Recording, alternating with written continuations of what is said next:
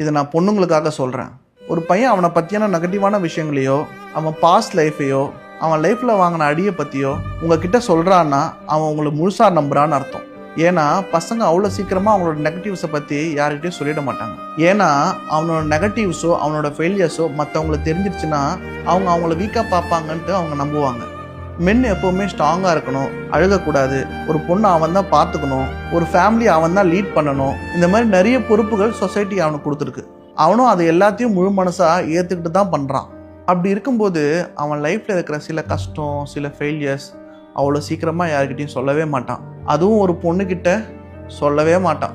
அப்படி அவன் உங்ககிட்ட சொல்லிட்டானா அவன் நம்பிக்கையை நீங்கள் சம்பாரிச்சிட்டிங்கன்னு அர்த்தம். ஒருத்தவங்களோட நம்பிக்கையை சம்பாதிக்கிறது அவ்வளோ ஈஸியான விஷயமே கிடையாது.